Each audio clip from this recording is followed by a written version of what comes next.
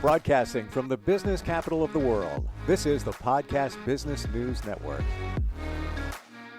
Well, every time we get together here, we run into interesting people that have interesting lives, that do interesting things. I've found a gentleman here today that is just that. He designs boats and yachts. Yes, designs them. I never met anybody like him. He is Dudley Dixon. He joins us here on the program. Hi, Dudley. How you doing? Hi, Steve. I'm doing well, thank you. Hope you are too. What a unique profession. Tell us. I'm blown away. I love the water. Uh, I have since I was a kid, and just knowing that you're behind the plans of boats, it just wow. What types of boats are we talking about? Are we talking from small to yachts? Mostly sailboats. I've designed some powerboats. The sailboats I've designed, the smallest is 8 feet and the biggest is 71 feet.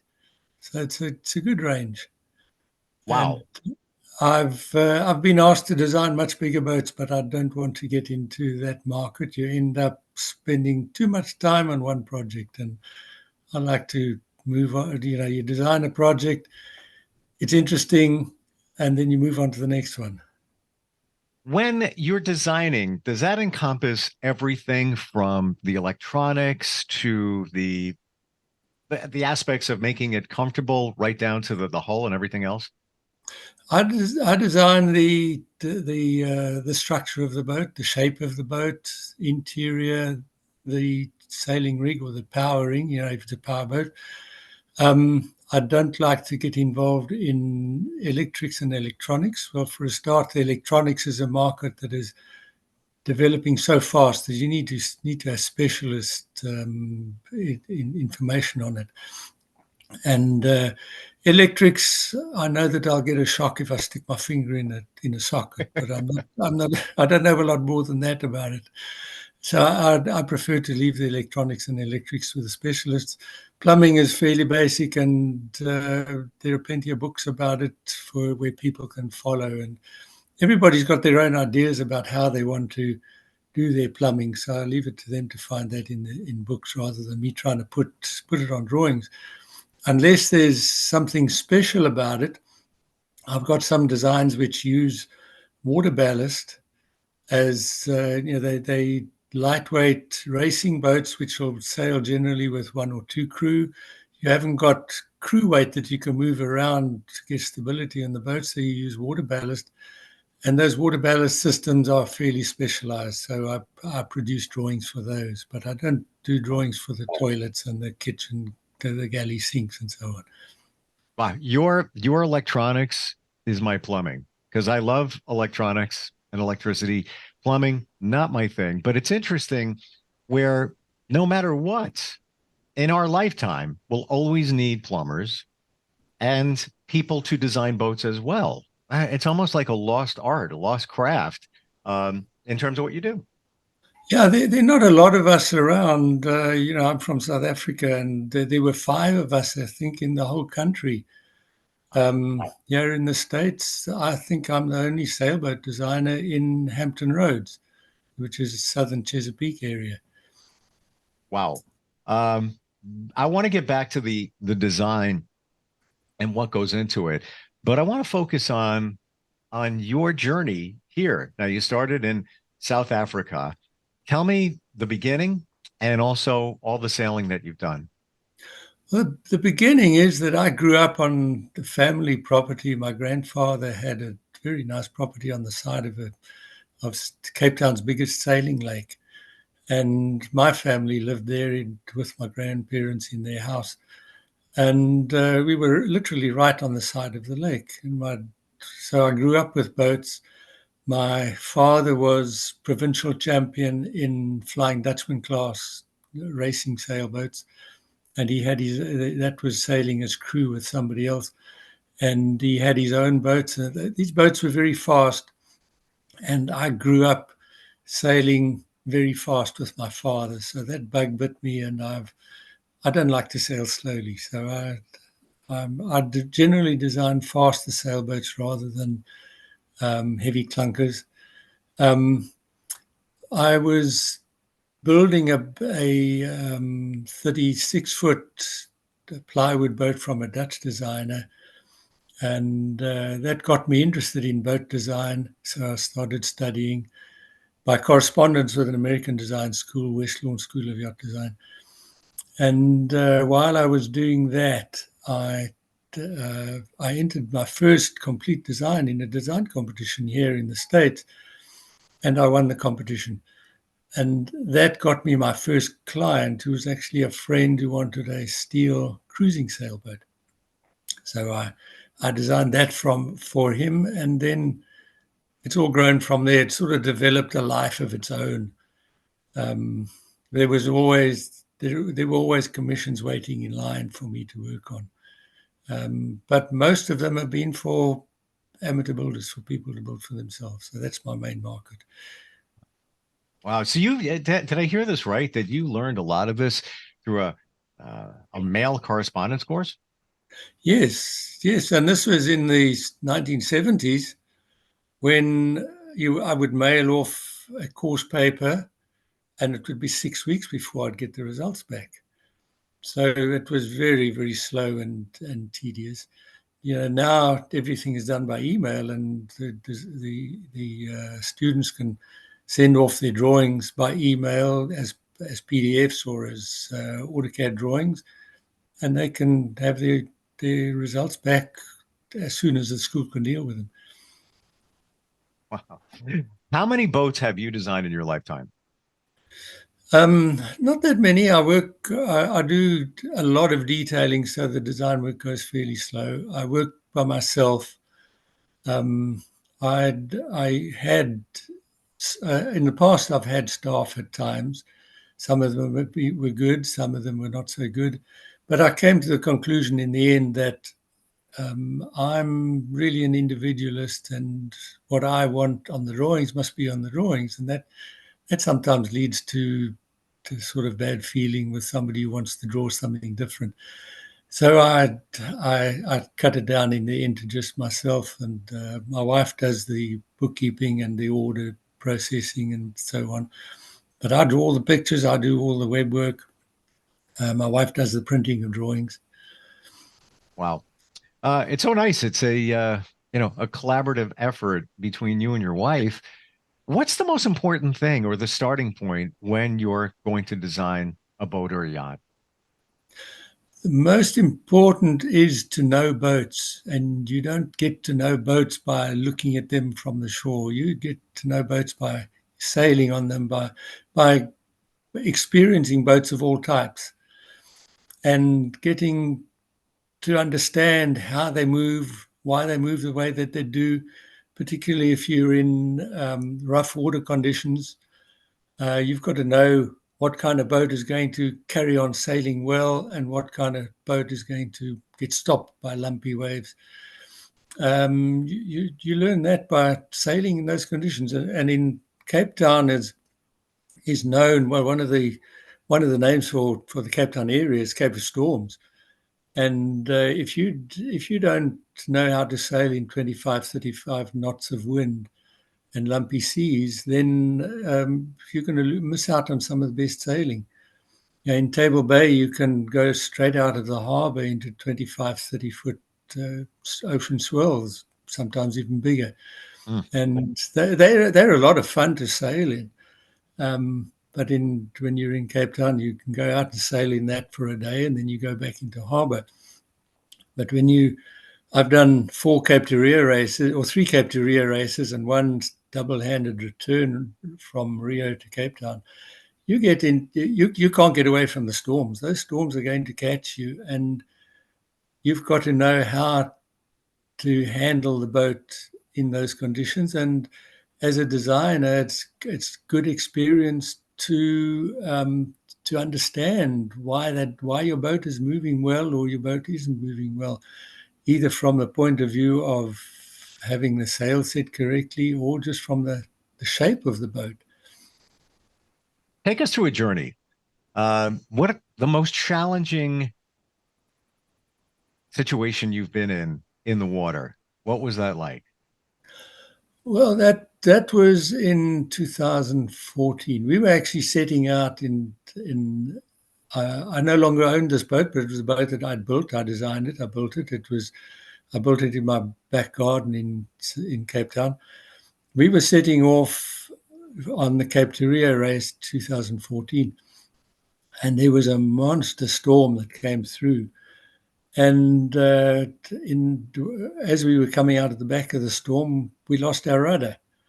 And a sailboat without a rudder, you're very much at the mercy of the conditions. And it was very extreme conditions. One boat, there were two people, I think, drowned on the one boat, and lots of boats pulled out. We were actually through the storm already and getting ready to settle down for our race to Rio when we lost the rudder. But out of that, we got into a situation where we got turned over by a series of waves that just happened to peak right where we were. And the boat went over to about 135 degrees. And we had stuff flying around inside the boat. We ended up with about a foot of water through the boat and a fire in our electronics, in Wow. our electrical system. And you've got to be able to deal with that. There were 5 of us on board, capable people. We were able to deal with the situation, and we didn't lose the rig. But afterwards, we got the boat all sorted out. We still had no rudder, so we set up a jury rudder. Well, we'd actually done that after the first storm. Set up a jury rudder that got broken by the weather conditions trying to get back to Cape Town, and we had to set up another jury rudder after we'd been turned over, and we were heading back to port. Wow. That anyone setting off on a voyage across the ocean has got to understand that can happen to you, and eventually it will happen to you. I've crossed the Atlantic 4 times. I've sailed many, many thousands of miles of ocean sailing, and most of it we've been able to just sail through. Even 60-knot winds you can sail through if you just set up the boat correctly. But this is the first time that the ocean really caught us, but we were able to handle it, and we got back to port safely. Wow. Dudley, were there some moments during that journey where you were thinking, all these years, this could be it? No, never. Oh, In fact, there's something very funny with it. There were 3 surfers on the boat. Myself, my navigator, and one of the crew who had also sailed in 1996 with me to Rio. And after the turnover, us 3 surfers all had smiles on our faces. The other 2 who weren't surfers, they were petrified. And I've surfed waves up to 20 feet. Yes, they're very, very dangerous, but you can generally survive them. So we found it very exciting. And I, as a designer, I was able to observe what was going on in the boat. And when the boat was upside down, I could, we had floorboards and food and all sorts of stuff flying around the cabin, and I ended up sitting on the cabin roof, on the inside of the cabin roof, watching these floorboards and things falling down on me. And afterwards, we found that the lid of the navigation table had been ripped off, and we figured out in the end what it was. And I had a bad gash right alongside my right eye, and the lid of the navigation station had opened, and I had hit it with my head and knocked it right out. And that I had knocked it into the electrical panel, and that set the electrical panel on fire. But wow. I never had any doubt at any stage that we were in a situation that we couldn't handle. Wow. How did the boat become upright again? It came up very fast.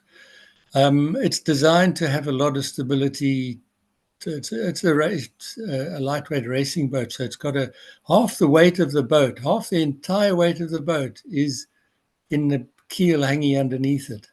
So the center of gravity is very low. And once the wave had passed, the boat came up within probably 10 seconds. We were Wow. upside down probably for no more than 15 seconds or so. But in that time, the masses of water had come in through the hatch. Normally, the hatch would have been closed in those conditions, but the owner of the boat was actually just stepping into the cockpit with coffee to take to the guy who was in the cockpit. And therefore, the hatch was open. If the hatch had been closed, we wouldn't have had anywhere near as much water coming into the boat. Wow. Well, did you say this was a boat that you had designed in the beginning? Yes, I designed it 1993, 94, and built it 94, 95, and we raced it to Rio 96. We raced it. I raced it back double-handed from Rio to Cape Town 96, and we raced it from Cape Town to Rio again in 2000. Looking back at that situation, did you say to yourself, you know what, Dudley, maybe I would have designed it a little bit differently after what I went through? Or I was like, no, that's the way it should be.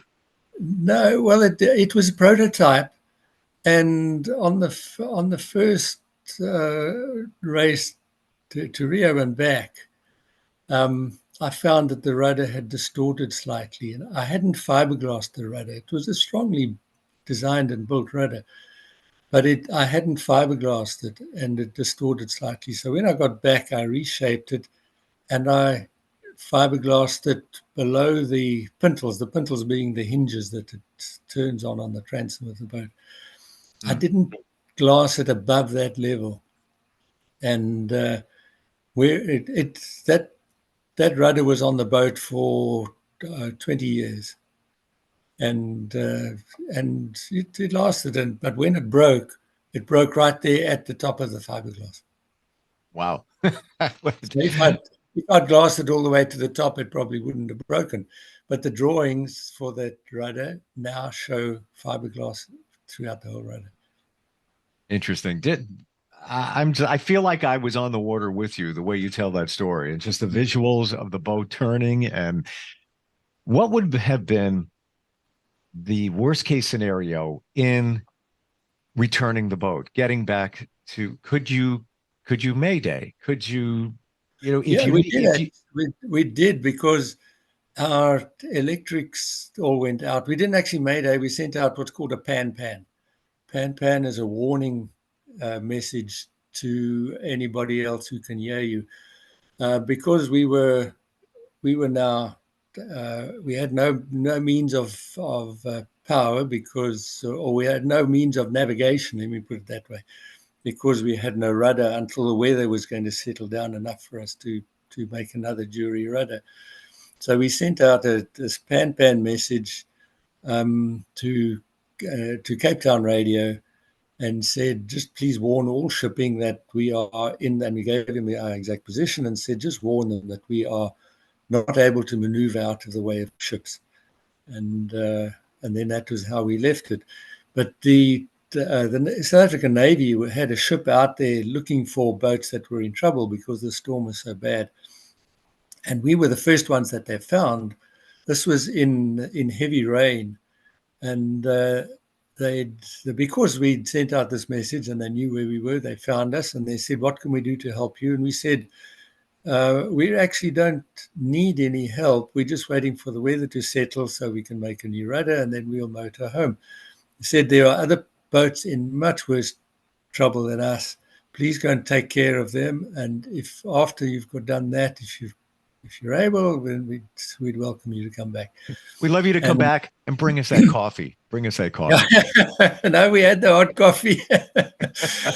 and later the Navy, the Yacht Club actually organized a debriefing meeting, and I was back here in the States, but my navigator was at the meeting, and he spoke to the captain of that ship. And the captain said to him that he remembered chatting to us on the radio, and he said it was like we were out for a family picnic. We were so calm and collected, and some of the other boats there was not a panic on board. Wow. I'm fascinated by this. Even final question on this. The Pan. I got to believe it's battery operated. And is it also a satellite type But communication? we had single sideband radio that we could no longer use because we lost the electrics. But we sent the message via a handheld radio to Cape Town Radio. Gotcha. Okay. So that would be your backup, and that's as good as long as the battery Yeah. lasts on that Yes, device. yes. And you set off for a race like that with plenty of batteries on board. Wow. How long was that journey expected to take? 3 weeks. Wow. That's a 21-day voyage. Incredible. On that, well, actually, on that boat, we didn't take the previous 2 races. We took, I think, 19 and a half days. Gosh. Now that was, 10 years ago. Would you do it again now? I'm now 75, and I have some health issues which are preventing me from doing a voyage like that. But I love my ocean sailing. When you're out there, and there are times when you think, no, I wish I wasn't out here because it's so nasty. But there are other times when you just wish this voyage would never end. The experiences that you have out there, the marine life that you see. We hear that so many of the population out there, the fish and the dolphins and so on, are all at risk. In 1994, when I was sailing back, there was a period of about an hour where we had big dolphins around us, as far as the eye could see. There were thousands of them, and they were traveling in the same direction as we were. And those experiences you'll just never forget. They're wonderful experiences. And then you get to the end of a voyage like that, and you've got mixed feelings. Yeah, I'm looking forward to getting back on land, but I really enjoyed my time out here now, because you forget about the world. You pretty much lose contact with everybody. You generally make your daily phone calls or radio calls, but you really You're at one. You're at you get one with nature. Yes, you're at one with nature. You get totally disconnected from all of the troubles that are going on in the world. Wow. Inside of me, I yearn for what you're describing. Maybe not turning upside down, but just experiencing that. And yes, you'll have that with you forever. Amazing what you've done and what you do. If there's somebody that is very nautical and would like somebody like you to work on plans for their boat, how do they contact you? Now, the best way is to through my website, which is dixdesign.com, DIXDESIGN.com. And most of the communication comes via email, which is dudley@dixdesign.com. And we have a tremendous number of designs which are suitable for amateur builders. You don't have to be an experienced boat builder to build most of our designs. Most of them are first-time builders, and they produce really nice boats. Yeah, thank you for saying that. I wanted to share that with everyone. On your website, there is the design, the description, the plans, the price for the plans. So this is for anybody from, like you said, 8 feet, something small, or on the way up, and the plans are there. How long would it take? Let's say somebody wanted to build a 20-foot vessel based on your plans. Would they get somebody to do that? I don't know that how many people are boat builders.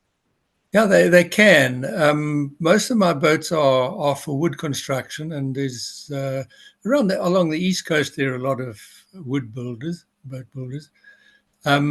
I've got a lot of metal designs, but metal designs is very difficult to find builders these days. So people buying metal designs are probably going to build for themselves. But most of my designs, the owners build for themselves. There's probably no more than about 2% who actually get professional builders to build for them. Wow. The rest are all building for themselves. They can build from plans only or from plans plus patterns of components, or they can buy a kit. I'm looking at some of these, and we're out of time, but I got to tell you, it's exciting even to look at the either the drawing or the photograph of these vessels. Amazing. Wow, Dudley, great talking with you. Just amazing life you've led and continue to, and very exciting. And I appreciate you being here today. Really do. Thank you very much, Steve. While you're there, that website, the boat at the top of the opening page is Black Cat, which is the one that we turned over. Hold on for just a moment, because we're not going anywhere, because I got to take a look at that. Homepage. And there it is. Wow. And of course, it would be a picture with massive wake and spray all over the place. Yeah. The boat's doing about 12 knots in that photo, which is sailing pretty quickly. Wow. Fascinating. Thank you so much for today. Appreciate it. Thank you very much, Steve. We'll be right back.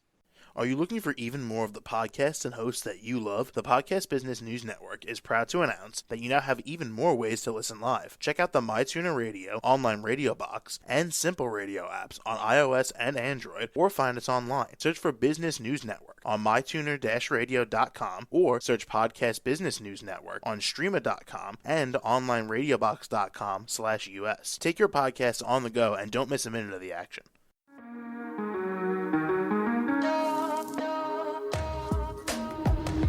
Broadcasting from the business capital of the world, this is the Podcast Business News Network.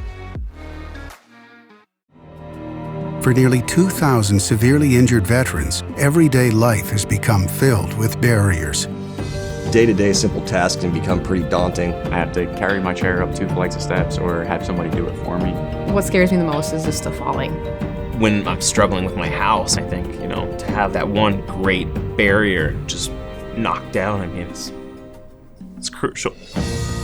Home for Our Troops is a wonderful nonprofit that builds a mortgage-free, fully adaptive, handicap-accessible house. And there's no catch. It'll be our very first home that we've ever owned. This is a game changer. This is where your life begins again. We need you to join us in completing this important mission. Please visit hfotusa.org and help build homes and rebuild lives. Because of you, everything's going to be okay.